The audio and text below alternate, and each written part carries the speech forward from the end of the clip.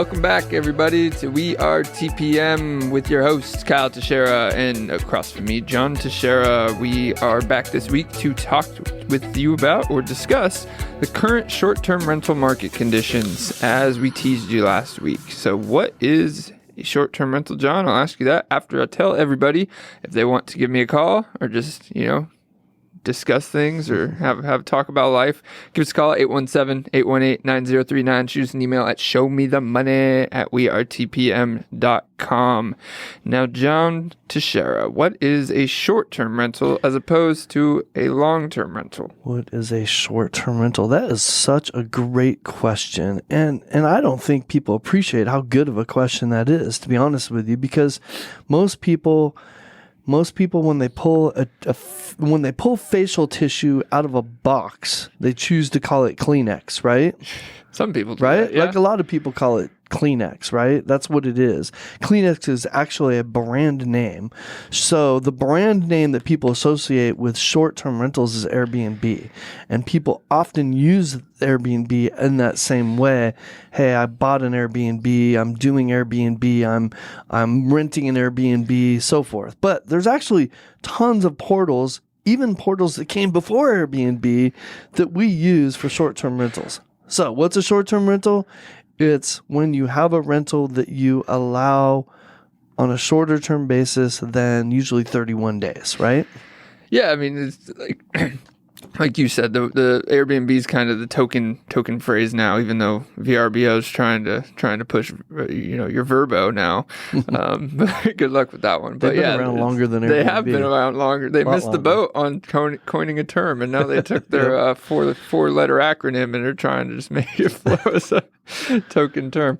But like legally, let's talk about that. Legally, most places in America define a short-term rental as a rental for less than 30 days. As simple as that. But more than 24 hours, interestingly enough. But yeah, like you said, it's Airbnbs, it's vacation rentals, it's things you rent on reservation rather than lease, right? So. And they have, instead of tenants in them, they have what we would call guests. Guests, right? Yes. So it's kind of like the hospitality industry, what hotels and motels have been doing for decades and centuries, is kind of what we are now doing with short-term rentals. Yes. And generally they're still residential rentals, not commercialized like a hotel and all that. But, those are all legal terms at the end of the day. We're talking about how it's defined. So, and what we're going to get into today is the conditions of the, for clarity, let's say STR market. Mm-hmm. That's our new acronym for Airbnbs. So let's set this discussion up a little bit, Kyle. In a couple different ways. One, I bet people are curious what the current conditions are because of the changes that have happened. I don't want to say we're kind of post-COVID, aren't we? So post-COVID versus when we were in COVID versus before COVID, right? That's kind of one direction that we could go with this discussion that I think would be interesting. And then secondly, kind of to piggyback from our discussion last week, we had a great discussion about how interest rates are currently affecting rental rates. So we were curious coming out of that discussion, how are those interest rates or just our current economic condition in our country, how is that all affecting short-term rentals instead of what we talked about last week was long-term rentals? Yeah, and the reason we talk about this is, of course, we are short-term rental managers. We manage properties. And long-term rental managers. And long-term rental managers. That's why we talked last week about rental market. But the point there is we've seen the current market conditions are interesting in the STR market, and we've experienced them. But to see the actual data, we're going to quote some data here today from AirDNA, which is one of the, if not the biggest data provider of short-term rental data, aggregated mostly from Airbnb and VRBO, as you would They're expect. definitely the most referenced. Yeah. Almost everybody uses this data source and references them. Yeah, and this is where people come to for a lot of their market reviews. So, conditions can be, I'd say there could be pros and cons of the market conditions, but it's really have to look at it as a whole to understand what's going on. So, to start off, demand. Demand is what you'd think is one of the most basic factors of a short-term rental. If you were an owner of one looking at it, how much demand is there for my property? Well, just overall, and these numbers are in the United States, but demand is up 25% year over year versus 2019. Wow. That's incredible. Yes. I mean, we use 2019 because, of course, that was, pre-pandemic levels. So for a comparison, that we're actually, have a higher demand for short-term rentals than we did before the pandemic. Did we recall what 2020 was compared to 2019? I don't have it in front of me, but it was about flat. It was about flat? Yeah. So a couple things come out of that statement that I think are surprising, right? Right. When we think about this, we're going to go through each of these bullet points, and I think as a whole, you and I understand why this is the way it is. However, a couple of things, if you just isolate that, demand is up 25%. Kind of flies in the face of what we talked about last week with our current economic conditions trending toward the R word and discretionary income going down and people having less money, but yet demand is going up. Talk about why that is. If we isolate just demand is how many, the amount of people out there looking for rentals or looking for the short-term rentals.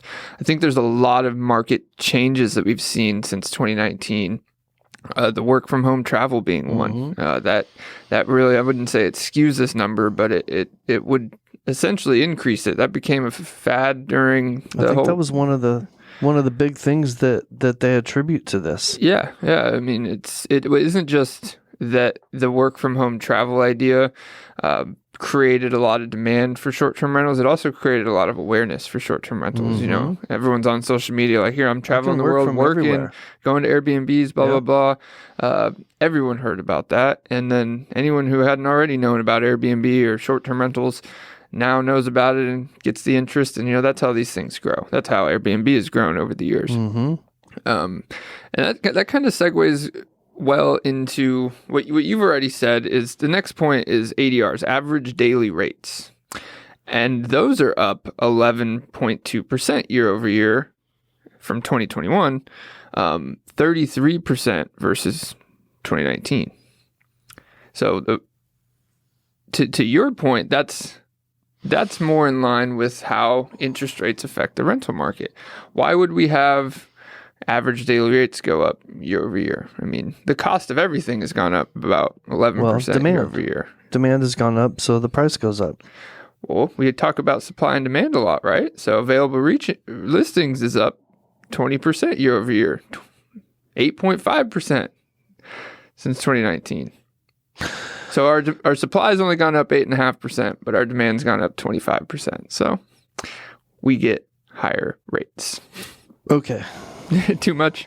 Yeah, let's back up a little bit. I want to go back to demand real quick. Okay, demand has gone up 25% from what it was in 2019 pre-pandemic to what it is right now. Right? In April. These are April stats. So April 2022 had a 25% increase from demand in April 2019 is what that means, right? Yeah. I'm pretty sure that's how these stats it's year over year and 2019. Yep. So, yeah. Yep. So we've got, to simplify that, we've got way more people that are using the short-term rental market than there were before. Now, part of that, and we're going to get into, you just got into the supply part, and so I want to get into the supply part, kind of break it out separately, but one of the reasons that is true is our perception of using it, kind of like Uber, right? Took us a while, right, to get used to using Uber, and then all of a sudden now it's become a part of our society, right? Hopefully it doesn't go away because their whole... Anyways, the separate subject, but we've gotten used to using Uber. We've gotten as a society, it's become easy, and our perception of using Airbnb has kind of done the same thing a little bit. I was talking yesterday to somebody about using Airbnb as if they were like it was a new idea for them. It's 2022, and in my brain, I'm like, dude, where have you been? What rock have you been living under? But there are still tons of those people, right? Just because that's my experience, and I've been using it for 10 years, sometimes it's easy to forget that there's a huge percentage of our population that's not their experience, right? And this is being introduced to new people all the time. So, to your point, the pandemic has shed new light on Airbnb, but it's also made it more normal and okay to the average person that thought, ooh, gross, I'm going to go stay in a Hilton. Yeah. I mean, it's made it more known of the actual experience because, a couple years ago or less, I'd say it's less common now that I talk about Airbnb and people are like, you're staying in other people's homes. You're living with a roommate. That's how it started, and that's how the idea probably did start. But that's not predominantly what it is today. It is predominantly things that are set up for guests and set up for vacation rentals, or ideally not. In a lot of cases, not just on Airbnb. So VRBO is not a place where you have room sharing and stuff like that. It's a vacation rental site, right? So that's right. If it's a listing, or predominantly listings that can apply to be on both websites, that tells you they're set up for for guests and guest stays, and there's exceptions, but the filters they have these days, you can find exactly what you want. So. Yeah. So you got into the average daily rentals, average daily rates have gone up, right? So and you, like you said, that's basically just because of demand, right? Mm-hmm. So, and you've got, I feel like when we look at the average daily rate and occupancy rate, and I want to define that. An occupancy rate of a unit is how often it is occupied. Right? So if I have one particular home that is 30% occupied, that means 30% of the days it was available, it was occupied, right? Mm-hmm. And that's a pretty low number, 30%. I just made that up. But I see that number a lot, especially because so much of this market is run by do-it-yourselfers. And the difference, the chasm of success between the professionally managed, knows what they're doing, has the tools to do it, has the resources to do it properly, the level of success between that unit and the do-it-yourselfer that has one unit is extreme. It can be extreme. I'd argue there's exceptions to that. There's exceptions, absolutely. It's more about doing it right. It's more about knowing the market, because we're talking about a whole bunch of outlining factors of a market that's very complex. How do you get an average daily rate? Well, it's average, and we're going to get into revenues, but why do average daily rates and revenues not correlate perfectly? Well, it's because there's more factors. So I think what you're saying is doing it right can increase your occupancy rates. And if you have occupancy rate, daily rates, all this stuff, all these things we're talking about are affected by who's doing it, who's managing it. Which is why we call them host reputations throughout all these short-term rental sites is so predominantly important, especially recently, is because it makes that much of a difference. Well, let me ask you. You've used Airbnb, right? You're going to go to Austin for the weekend. You're trying to find you a little Airbnb, and there's only, you got 6 options available to you because you're doing it last minute. So there's not as many options. And you're looking at one that has really nice, pretty photos. Everything's clean. It's got nice counters, and it seems to have all the appliances, and everything you want to see is in the pictures. And then you got other pictures where they're kind of dark. You can tell they're taken with a cell phone. The furniture looks like it came from 1978 and it's still there. And right, you could just tell that it's the opposite extreme of what I described first, right? Your you're going to pay per night way more for that first one and gladly do it rather than go take a chance and stay in that other one. Because that's what you're doing. You're really gambling with these things. The first one gives you certainty, right? For safety, comfort, and cleanliness, which is what's important to people. The other one, it might be fine, but you're not going to know that until you get there. There's a whole bunch of question marks. Yeah, the short-term rental game is really about information. Guest experience is about information. That guests want confidence in what they know. You need to flood them with as much information about a property, that you can give them, because expectation is one thing, but when someone's searching for a place to rent, or they don't know a certain piece of information that's important to them, they're going to decide on that piece of information. You either. So, are you paying more? What? Are you paying more? I'm not saying I'm paying more. I'm saying they're not even going to consider that other listing as an option. So you're paying more. So you're paying. You're paying what? Maybe there's two options. You're picking between those two. You're not considering it paying more because you weren't even going to consider paying that price of someone who didn't give you the information of what you were paying for. The price had less of an impact on your decision, is I guess my point. Yeah, I think guest shopping definitely value price after whether they're willing to book something. So. If you're picking a penthouse at the MGM Grand, which penthouse are you going to pick?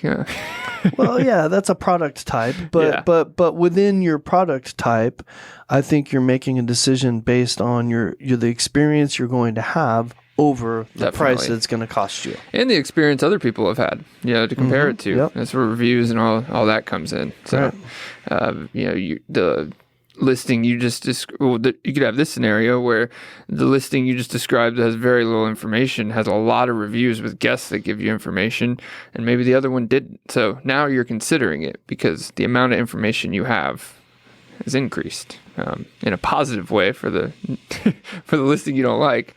But and we're trying to avoid going deep into the very many factors that both those situations involve. I'm also trying to keep this conversation simple for people to understand and not get too deep. So the other point here that we have, the third really data point that we have here is revenue. And you already talked about this, and this is really, really simple, right? Like there's nothing really to discuss here, but demand went up 25%. Your average daily rate has gone up 11%. So revenue is going to go up, right? And it's gone up 39%. There's probably all kinds of factors for that 39% increase, but the first two factors are probably the biggest driving forces for that. Yeah. Yeah, I could say that. I mean, like I was saying before, average daily rate, revenue can get up higher than that because there's other things. Maybe there's cleaning fees, maybe cleaning costs have gone up, or any other costs that are involved in the reservation may have gone up. But you also have weekly and monthly discounts possibly. So the term length of your stays can definitely cause a problem. Available listings. I'm not sure that this is, as a property manager and a homeowner, and I'm thinking about doing this as an investment, I'm not sure that I care about this other than it affects what you and I call the saturation of the market, right? Like there's certain pieces of the market that we don't want to be in because it's oversaturated. And that's kind of what...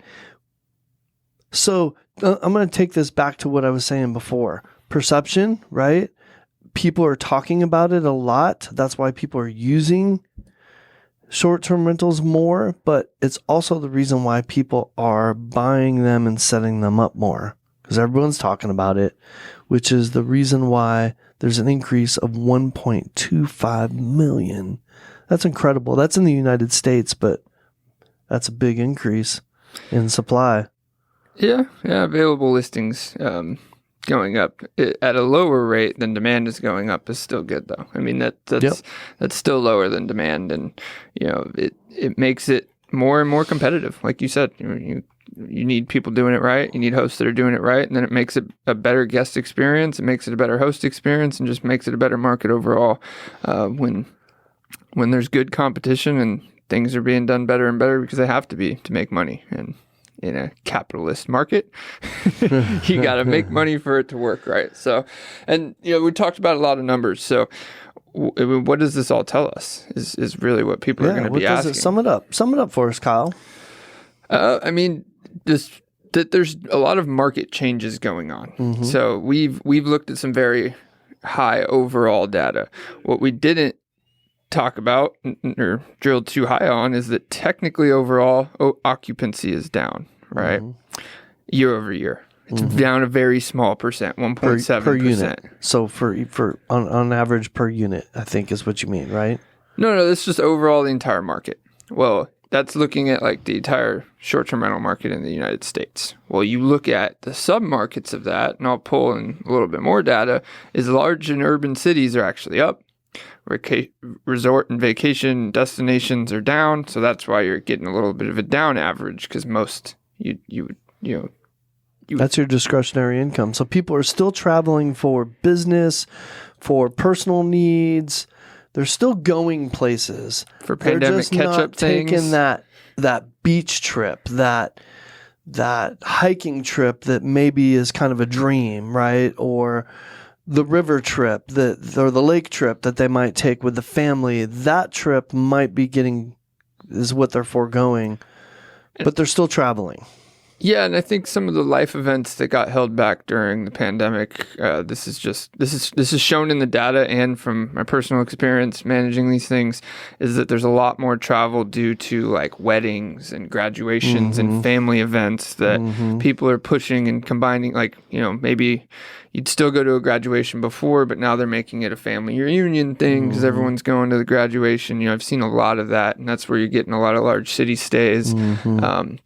Because people are going to meet up in urban areas, especially if they're coming from a lot of different places. And there's a lot of international travel coming back. And especially being in the United States, when the international travel comes back for a lot of those same reasons, you get a lot of stays in the urban areas. So just seen a lot of that. But like you said, disposable income is down for reasons we don't need to get into deeply in the podcast. Everyone knows how our economy and cost of living is going. But those things affect leisure items like going to a resort or going on 3 vacations instead of 2 or 1 or 0 vacations instead of 1, That's right. But it's just another industry where you can see that the costs of those changes are being passed along to the consumer. That's where you get the higher revenues and the average daily rates going up, is because in this market they're successfully passing costs along to the customer. So the good news is about this, that despite all those economic conditions that we've talked about over the past 2 weeks, the only negative data points, they're not that bad, really. They're not down that much. No. I mean, we're talking single-digit numbers compared to the positive factors being up double-digit, very high double-digit numbers Nights in comparison. We're down 3.6. Occupancy is a tough one to describe because there's a definition there that I think is hard for people to understand, but that's down 1.7, right? So that just means that each particular unit, yes, it's an average over the United States, but each particular unit was occupied 1.7% of the time less, right? So you got 2 less days in April, or 1 less day or whatever that was booked than in 2019. So it's not much, really. No, it's not. And you got a lot of, this is why we're almost calling it the changes in the current short-term rental market. Because, you got cities reopening. You got some cities in like Northeast that reopened somewhat recently, where some, in the Southeast, they've been open and they've been attracting a lot of the short-term rental demand. Like if we were to give you all these same numbers for our area here in DFW, they'd be significantly different in a positive way, because Dallas and Austin and a lot of the main cities in Texas are pushing a lot of these overall numbers up. I got an interesting question for you, Kyle, because you are in these numbers all the time, and we have a lot of short-term rentals that we're doing, and we have vacation rentals, and we got local rentals, so you know the market for both of them really well, right? We're in it day after day, okay? So you have a perception of what's going on based on your daily activities, right? Running our business. How do these numbers that you look at, how do they match your experience, what you thought was happening based on your daily experience? And then what surprises came out of these data points based on your daily experience? It's a very good question, because when I read this data, this overall data for April, a lot of it did match what I was thinking, that because we manage vacation rentals, we've talked about many times, in Orange Beach, Alabama, so it's a significantly different market than we experience here. About to open one up in Broken Bow. Yeah, Oklahoma, which is also an extremely different market. But I was seeing that the larger homes in the smaller city urban areas were, there's still demand for the reasons I just talked about, but it wasn't as high. It was probably declining or flattening out over the last 2 years, because the last 2 years actually pushed people into short-term rentals in the, during the pandemic for a lot of reasons of staying close to home and all that stuff. But the vacation rentals, the resort and vacation rental decline surprised me, because we manage them.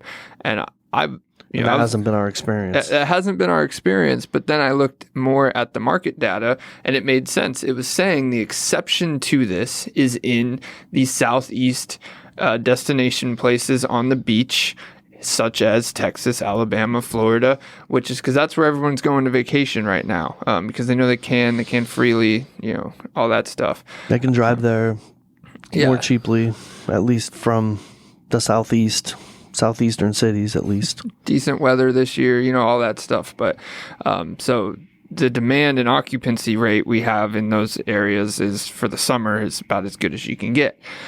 So to see this data saying it was in decline was a little bit interesting until you dive into it and see that that's really high cost resort areas, and it really said like family beach vacation type of places are the ones doing well, and that's what we have out there. So that made sense. To see the the available listings only up 19% year over year was a little bit surprising to me. That's still a lot. That is a lot, but I feel like the last 2 years I get 10 to 15 times as many people asking me about starting an Airbnb than I did 2 years ago. Yep. And there's also now the added question of, okay, well, what do we do when a pandemic hits? That's the new worst case scenario, is something we just recently experienced. So you can't be like, oh yeah, that's rare, never going to happen. Just like when you go to Orange Beach and say hurricane's never going to happen. But so you have all these examples, right? And being able to answer it with data or experience, it helps, because we did great during the pandemic, and it's because of a lot of the things we've talked about how you operate. So because there's a demand. The demand is up year over year because it was up then. So it was up in 2020 and 2021 and 2022, depending on what market you were in. So yeah. Good stuff, Kyle. I hope that we summed this up well enough for people to have an understanding. Short-term rental market, I think if we really sum it up even a little bit more generally, the market is still strong, but a lot more people are getting into it. So I would caution people this. I think you would agree with this. I would caution you with, if you're going to set one of these up, make sure you evaluate the data points that tell you whether that's a good location and whether the market is good right then for you to do it there. Because you and I, we have places that we've had our eye on that we want to open one up, because we know that demand is so much higher than the supply. And we have other places, right here in Mansfield, we basically started the Airbnb market here, and it has blown up, and people are opening them up left and right and oversaturating this market. Yeah, you got to look at the submarket. I mean, it's still new. As much as people know and talk about it, it is still new, meaning you haven't had those competitive kick-out years and all that stuff. But you got to look at your submarket and look at even if it's a great area for demand, no matter what market you're talking about, there's only so much demand for a product at the end of the day. Yep. You got to make sure it's not being tapped, or it could be being underestimated too. We've looked at very small markets and places you wouldn't think would make money as a short-term rental, but at the end of the day, if there's people looking for one and there aren't any, yep. and there's a good amount of demand to meet for a good price, laws of supply and demand work.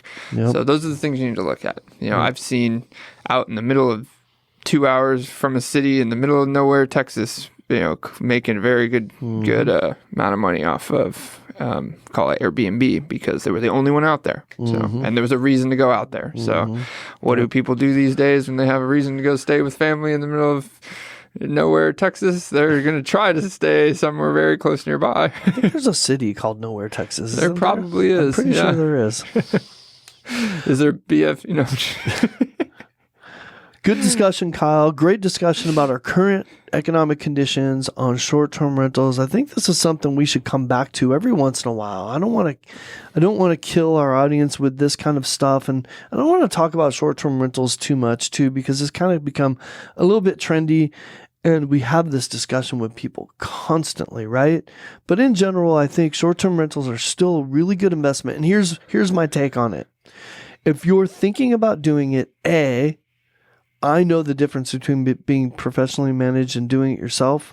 You better dive in with 2 feet and learn how to do this and get all the tools, or have somebody professionally manage it for you, because the difference in revenue is huge.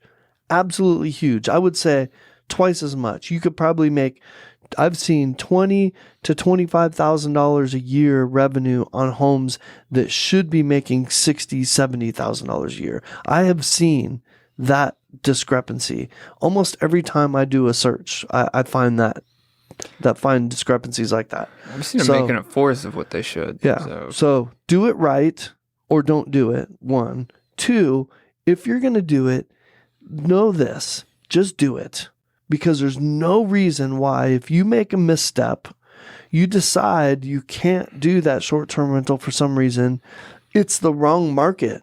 Right? You jump into a market where there's not enough demand and you're like, oh crap, it's not getting booked. I'm barely making my bills. Fine. Turn it back into a long-term rental. You always have that option, and long-term rentals are always doing good in every market. This is true. Especially furnished ones. Now you've got a short-term rental that's furnished. You should be able to get 10 to 15% more rent for that furnished rental. And keep an eye on your regulations, because those are the worst things to slap you in the face. And they change constantly. Taxes. Yes, it's still new. Taxes. We could do a whole podcast on occupancy pros and taxes. Cons of short-term rental regulations. They allow it freely, but they take a nice chunk. So Love it. We're not doing that today. But let's close it out, Kyle. Yeah, for sure. It was great talking about this market review. If you guys have any questions about it, or want some of this data, or want to talk about short-term rentals or anything else, give us a call, 817-818-9039. Shoot us an email at showmethemoney@wearetpm.com, or, just find us on Facebook, Twitter, and social media. That was impressive, Kyle. We nailed that. Show me the money right there. There you go. Got to do it again. Maybe we need to show them the money on the next one. Let's do it. We'll show you money anytime you want. Make just it email rain. us. All right. Thanks for tuning in, everybody. We out.